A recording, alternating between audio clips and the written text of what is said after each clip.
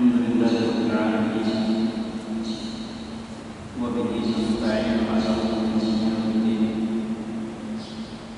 wa sallallahu wa sallama ala sayyidil khalqi ajma'in nabiyina Muhammadin wa ala alihi wa ashabihi wa man tabi'ahum bi ihsanin ila yaumiddin. Subhanaka la ilma lana illa ma 'allamtana innaka antal 'alimul hakim. ولا حول ولا قوة إلا بالله العلي العظيم. رب اشرح لي صدري ويسر لي أمري واحلل عقدة من لساني يفقهوا قولي. Bapak Ibu jemaah salat maghrib rahimani wa rahimakumullah. Alhamdulillah. Mudah-mudahan kita selalu bersyukur atas segala nikmat yang dilimpahkan oleh Allah kepada kita.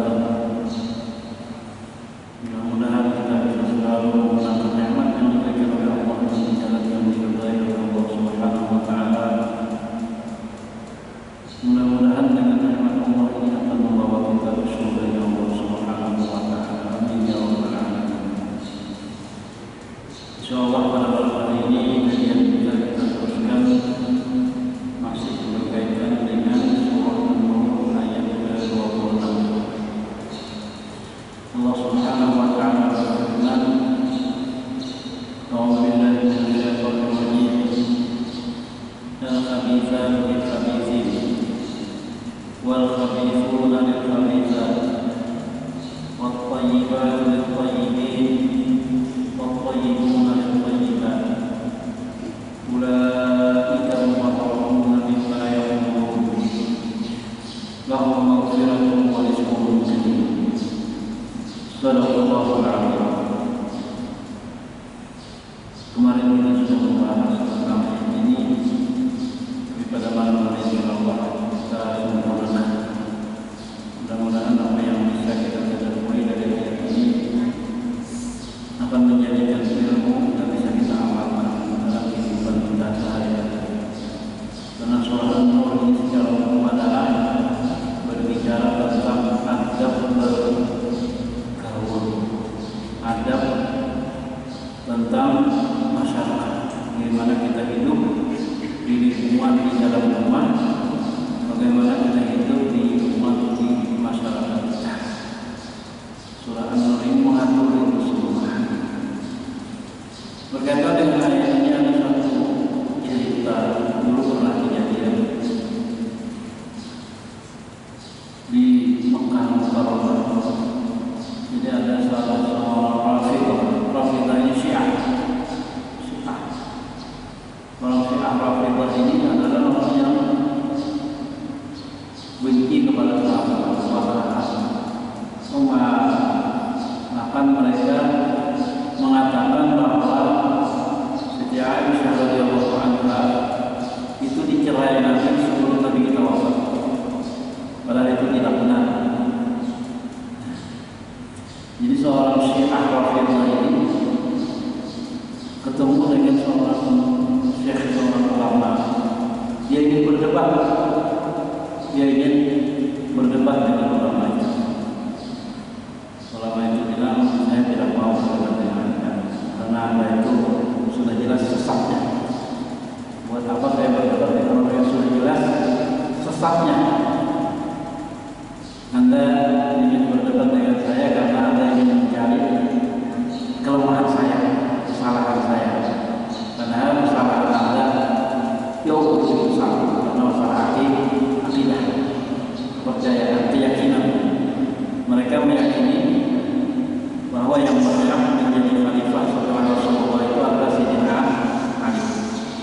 Sayyidina Abu Bakar itu merampas, sehingga mereka membenci Sayyidina Abu Bakar radhiyallahu anhu, membenci Sayyidina Umar radhiyallahu anhu, membenci Siti Aisyah radhiyallahu anha, dan membenci banyak sahabat. Hanya 13 sahabat yang mereka senangi. Hanya 13 orang sahabat yang mereka senangi. Jadi kata orang tadi, oke lah, kalau memang kamu mau berdebat dengan saya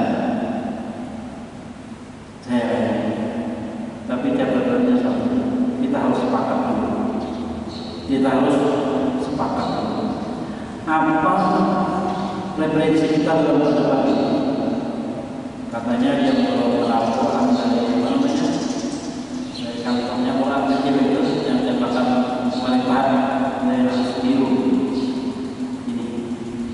Ini sebagai rujukan kita Al-Quran.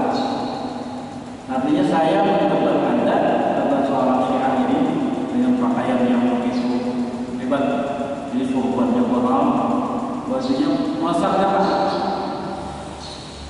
katanya ini kita sepakat kita harus kembali kepada Al-Quran. Kata ulama itu ya, kalau begitu saya setuju. Saya setuju. Terus si ulama tadi bertanya, seorang alim begitu. Coba buka di surah An-Nur ayat 26, ayat yang baru saja kita bacakan tadi. Kalau Anda mengatakan bahwa Anda memiliki Siti Aisyah radhiyallahu anha dan Anda mengatakan bahwa Nabi bercerai dengan Aisyah sebelum Nabi wafat, dan Anda mengatakan bahwa Siti Aisyah itu berzina, coba buka ayat surah An-Nur ayat 26, lalu dibacakan ayat ini. Al-khabithah wal-khabithah,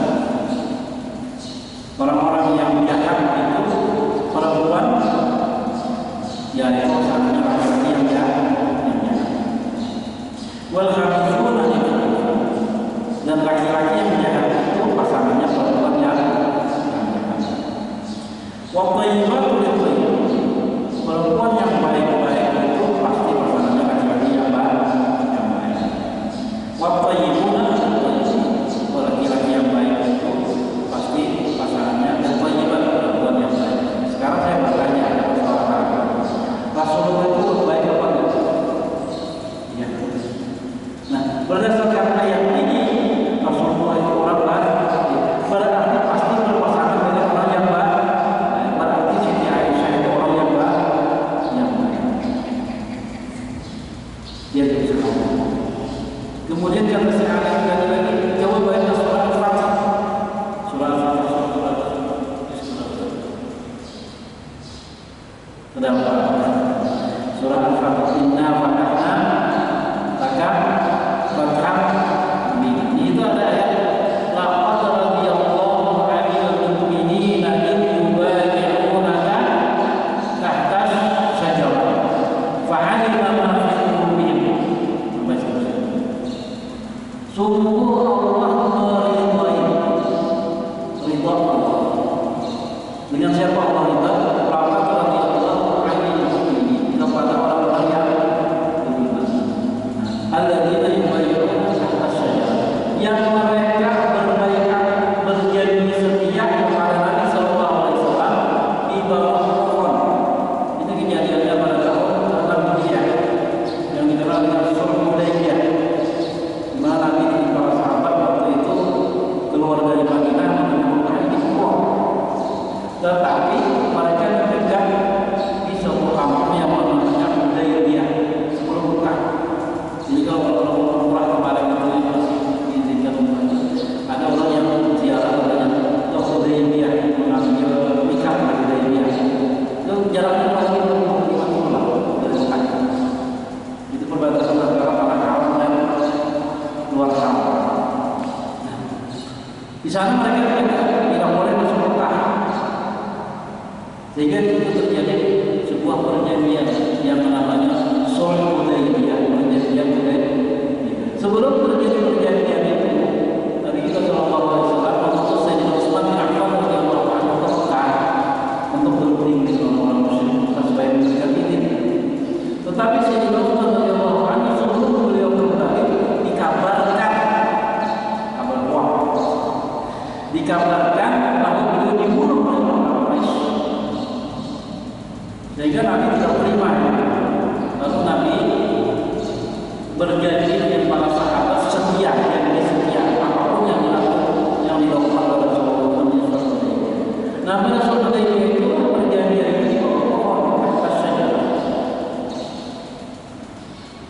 Jadi kata alim ini, coba orang-orang yang berjanji dengan Rasulullah dalam bayat Ridwan artinya, karena Allah meridai mereka, itu sahabat semua. sahabat Rasulullah SAW. Jumlahnya sekitar 1.400 orang, banyak banget. Dan di situ ada Abu Bakar, di situ ada Umar, di situ ada sahabat-sahabat lain. Allah meridai mereka itu semua. Kenapa kalian masyarakat kita itu membenci mereka? Adakah satu ayat di dalam Al-Quran yang menyatakan bahwa ayatnya lebih bagus?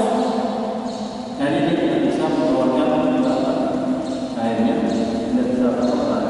Jadi kan jelas sahabat 1.400 sahabat ini Allah Subhanahu. Tiba-tiba orang Syiah kita mengatakan yang masuk surga yang disenangi lagi banyak Ali, Abbas dan yang lain-lain. 13 orang yang lain itu mereka akan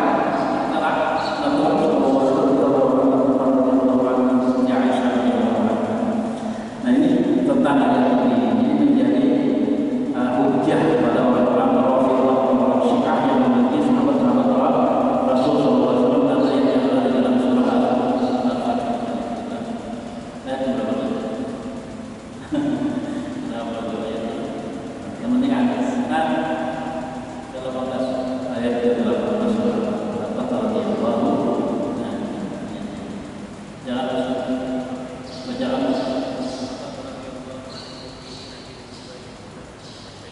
Nah, laqad radiyallahu 'anil mu'minina idh yubayyi'unaka ketika orang-orang itu menjadi setia kepada Muhammad sallallahu alaihi wasallam tahta syajarah di bawah pohon. Allah meridai. Jadi tahun depannya ada sahabat yang mau mencari pohon itu tidak ketemu lagi. Ada yang mau tanggung-tanggung tidak ketemu lagi. Sehingga ada salah satu sahabat yang bertanya kepada Sayyidina Umar radhiyallahu anhu, di mana itu pohon? Kata Sayyidina Umar, tidak perlu kalian mencari pohon, nanti akan membuat pohon itu membuat orang tersesat dan mungkin disembah. Jadi pohon itu banyak cerita tentang sahabat radhiyallahu anhu. Nah itu di antara ayat ini. Ayat ini memang sudah spesifik ingin menjelaskan kepada kita tentang kesucian Siti Aisyah radhiyallahu anha dari tuduhan orang-orang munafik. Jadi Siti Aisyah radhiyallahu anha ini dibela oleh Allah Subhanahu wa taala. Ya Allah Subhanahu wa taala. Yang kedua, ayat ini berkaitan dengan orang-orang munafik. Al-Habib Zatul Khabisi. Orang-orang munafik itu jahat. Kenapa kejahatannya? Di luarnya baik, di dalamnya busuk. Nah ini masalah. Orang munafik itu di luarnya baik, di dalamnya busuk. Bila berhadapan tinggi pun, bila sudah berangkat, menyambat juga. Nah kalau baiknya itu munafik. Itu orang munafik. Mereka menyembunyikan nifaq dan kafiran. Nah itu jiwanya. Kemudian Ibnu Katsir menjelaskan di dalam tafsir ayat ini adalah berkaitan juga dengan perkataan. Jadi perkataan yang tidak baik itu keluar dari jiwa yang ada baik. Perkataan kepada baik itu keluar dari jiwa yang ada baik. Yang kedua, perkataan yang baik-baik itu pasti keluar dari jiwa yang baik. Kemudian kata beliau, perkataan yang tidak baik itu hanya pantas dikatakan kepada orang yang tidak baik. Perkataan yang baik itu hanya pantas dikatakan kepada orang yang baik. Dan perkataan yang baik itu tidak akan pantas dikatakan kepada orang yang munafik. Kalau mengatakan Abdullah bin Ubay bin Salul, pimpinannya para munafik, baik-baik. Nah ketiga ayat ini menjelaskan tentang hubungan roh antar manusia. Jadi roh orang yang baik itu pasti ada hubungan walaupun dia tidak pernah saling kenal. Pasti ada hubungan dengan roh yang baik walaupun orang itu tidak pernah ketemu. Tapi begitu ketemu sinar atau ada kontak dengan rohnya itu antara orang yang baik dan rohnya pasti ada hubungan dengan orang yang baik.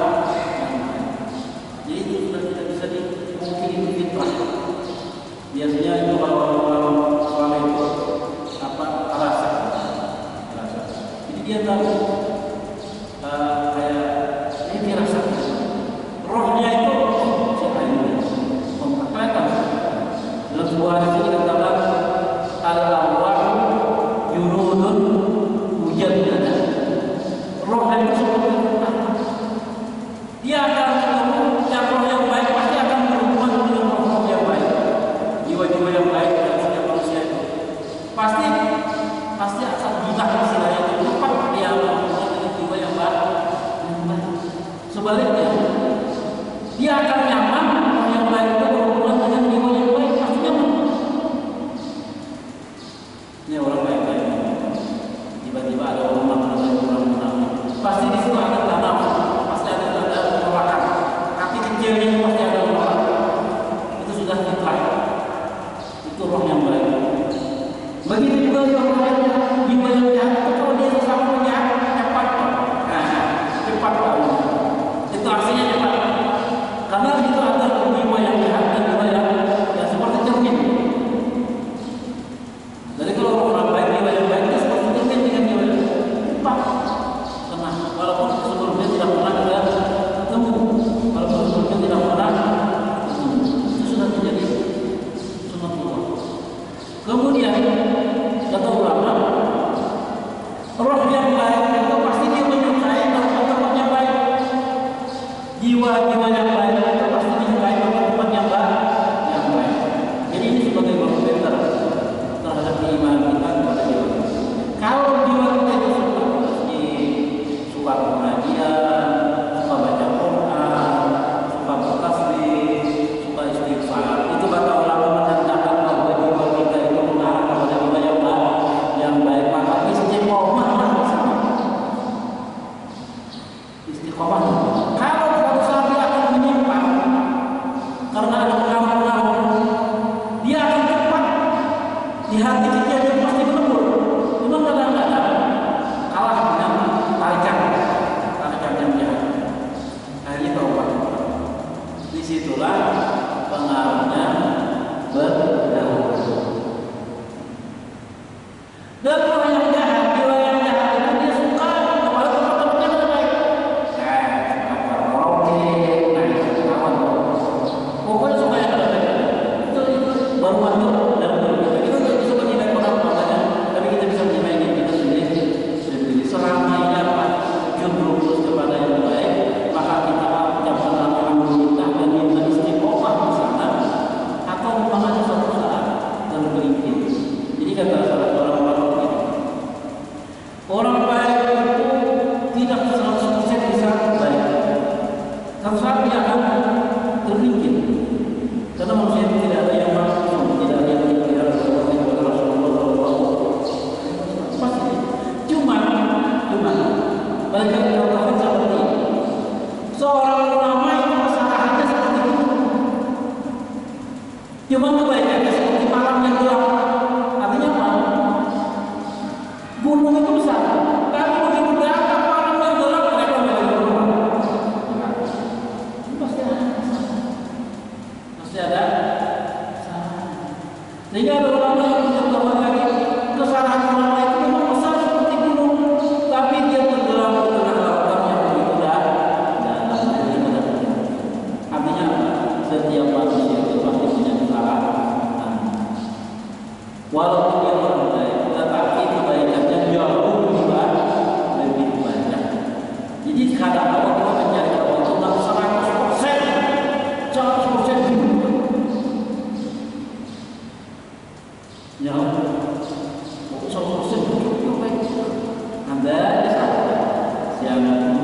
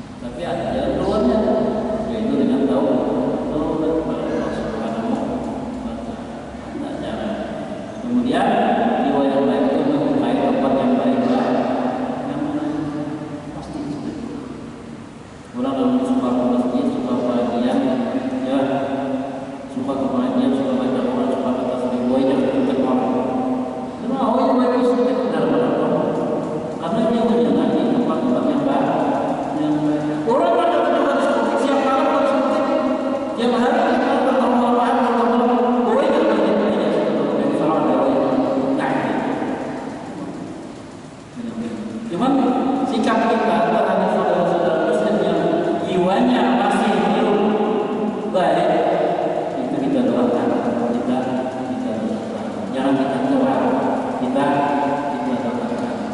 kita yang sudah ada di bawah kita mengarah kepada yang baik, kita mendapat syukur dan selalu berdoa mudah-mudahan istiqamah.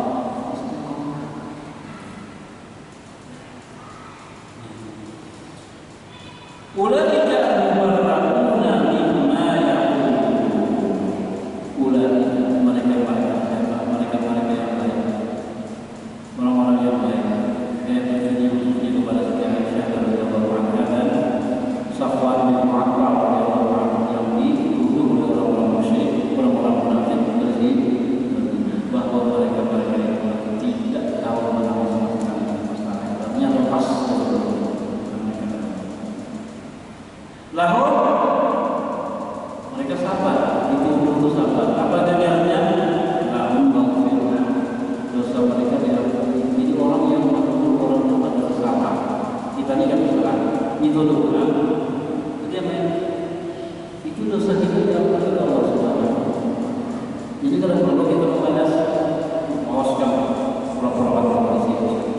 Ini mau sama polisi pulang, kalau menjadi kurang. Jawab sabar pada mereka. Apa ya Allah tahu maksudnya? Maka mereka dosanya diampun. Ya ampun, orang mati itu enggak ada ujung baik dosanya diampuni. Dosanya warisnya orang masih mengatakan seperti ini nanti kalau sudah meninggal mereka dimasukkan ke dalam surga Subhanahu wa ta'ala. Jadi ini sebenarnya akhlak dalam bergaul secara kita boleh berulang kalau macam-macam berulang dosa kita diampun oleh Allah Subhanahu wa ta'ala. Dosa kita kita malam baik mereka itu mana beri urusan dalam aparat mau kita lewat itu terkait. Kemudian ayat seterusnya. Jadi ayat kalau kita lihat dari surah An-Nur ini ayat 11 sampai ayat 26 ini semuanya itu secara umum menceritakan tentang kesedihan Siti Aisyah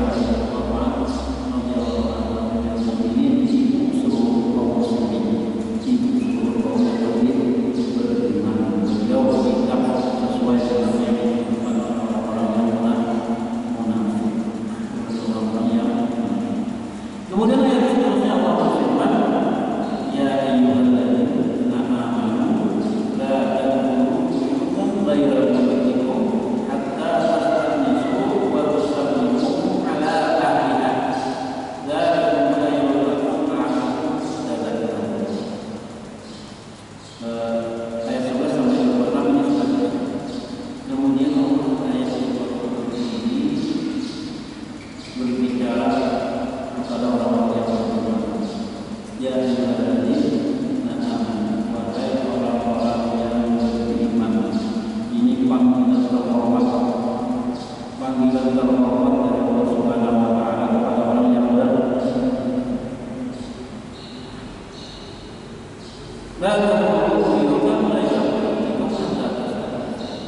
Jangan kamu masuk ke suatu rumah selain daripada rumah kamu hatta tastanisu wa tusallimu ala ahliha, sebelum kamu mengucapkan salam dan sebelum kamu istighnas. Para ulama mengatakan istighnas itu ada tanda-tanda, ada alamat. Di antaranya umpamanya kita akan masuk ke rumah. Masuk ke rumah kita tahu orang ini ada mengucapkan bedahan. Jadi dia di dalam. Nah siapa itu? Yang assalamualaikum itu ada antaranya. Jadi sebelumnya kita ingin menaikkan antara ayat 26 dan ayat 11 sampai 26 dengan ayat 20 ini adalah ayat. Karena setiap ayat dalam Al-Quran, setiap ayat dalam Al-Quran satu dengan yang lainnya ada ayatnya. Cuma kita kadang-kadang tidak tahu kenapa limbahnya sama apa ini tentang Allah melepaskan tuduhan zina kepada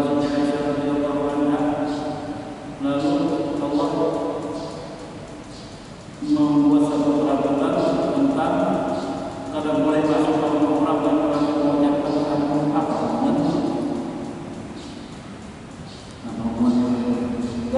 antara ayat satu dengan ayat dua pasti kenapa? Karena kalau kita masuk ke rumah orang itu ya Allah terbasis salaman tok masuk di lorongnya itu kemungkinan besar kita melihat sesuatu yang ada nyaman oleh Tuhan. Mungkin mata kita ini akan melihat nama lain karena semuanya itu kemaksiatan itu kebanyakannya berasal daripada mana perbuatan zina itu diawali dengan mata, diawali dengan batamuan supermarket. Nah, kalau dilihat nggak ada perkenalan, kata aku tak boleh melihat tapi di hatinya lalu menangani boleh kenalan. Mentong sana ya belum lama yang dah datang atau betul lalu boleh kenalan dia boleh minta maaf minta tahan mana ya karena zina itu dimulai dengan mata. Makanya di ayat setelah ini menjaga mata masuk orang jangan mata dilihat jangan masuk orang tok penjual ya orangnya nggak tanya Allah biasa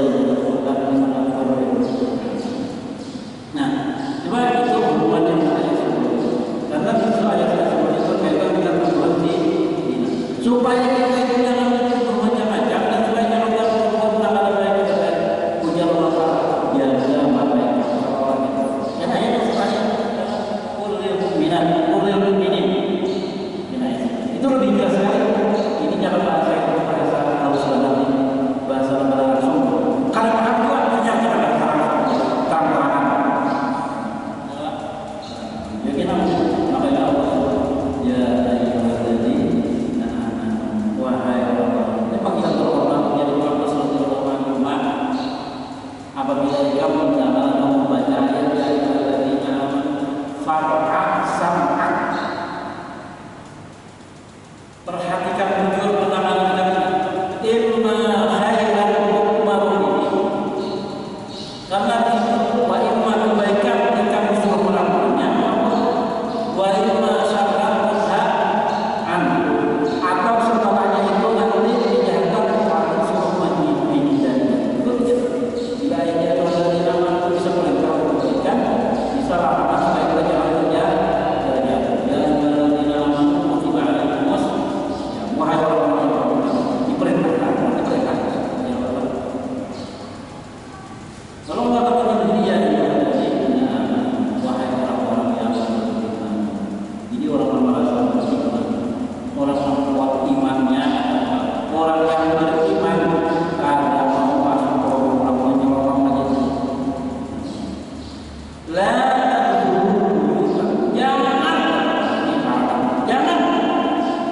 Jangan kalian masuk ke rumah selain daripada rumah kamu ada suatu saat sehingga kamu itu meminta izin mengucapkan salam ala ahli kepada orang yang ada di dalam rumah.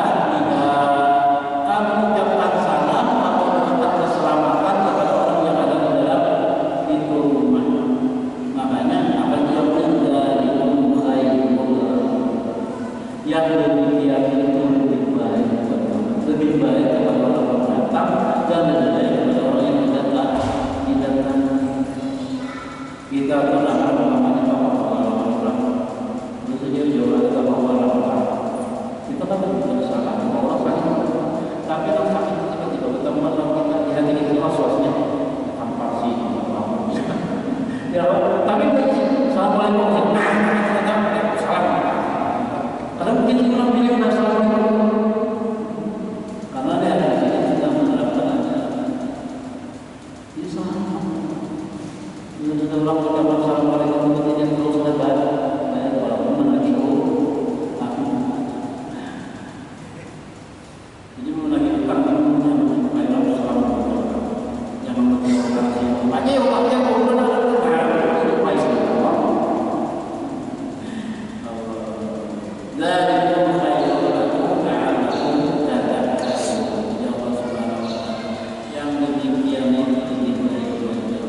kenapa?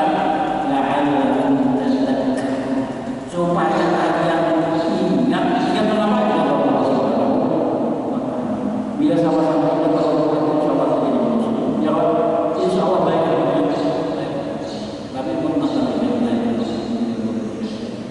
ayat ini ada satu. Kalau kita perhatikan ayat Al-Qur'an setiap perkataan yang ada di dalam pasti ada alasan. Di sini larangannya jangan masuk ke rumah orang kecuali dengan salam itu larangan apa alasannya? Alasannya la'allakum tadhakkarun agar kalian ingat tentang Allah yang Allah Subhanahu. Coba kita dalam surah Al-Masad. Wa idh qala Luqman libnihi wa huwa ya'iduhu ya bunayya la tusyrik billah. Ketika Luqman berkata kepada wahai anakku saya, janganlah kamu mensyirikkan Allah, jangan berbuat syirik. Apa alasannya? Jangan kamu berbuat syirik. Apa alasannya? Inna syirka karena syirik itu dosa yang sangat besar, berbuat yang luar biasa. Ada alasan. Makanya orang berdoa kalau menakutkan apa mesti ada alasan. Pasti ada alasan. Jangan berlibat, jangan berlibat dan yang punya wanita dan dia punya wanita jangan berlibat dan dia surat yang rasanya cuma dan dia berlibat. Jadi beda dengan ilmu yang dari kalau mendidik anak kalau mereka perhatian saja. Jadi coba jika musik belajar beribadah anak mereka kalau jangan katakan tidak kepada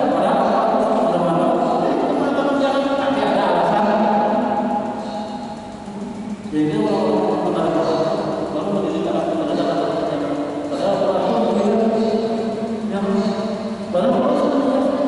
jangan kayak ini. Jadi alasannya sebutkan. Alasannya sebutkan cara mendidik anak ini kan selalu cara mendidik anak. Mendidik anak jangan makan jangan sampai di situ malah harus ada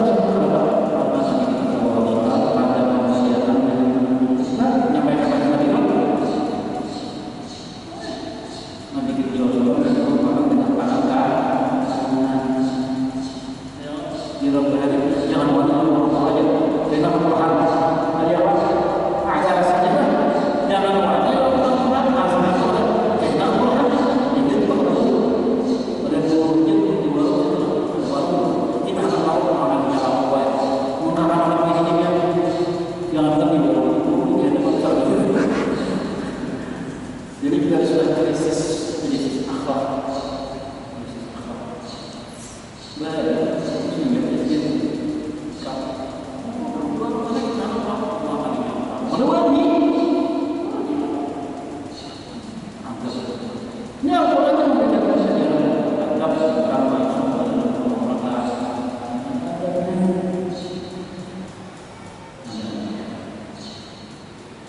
nah jadi di sini kalau Allah ingin menjelaskan kepada kita tentang adab masuk ke dalam banyak hadis Nabi yang menjelaskan tentang hadis ada beberapa yang sempat Allah menjelaskan ambil beberapa hadis nomor sampai syawal kita membaca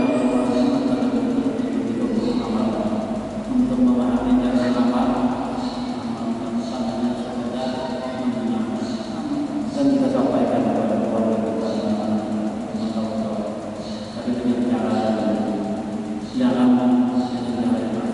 sampai ke Sallallahu Alaihi Wasallam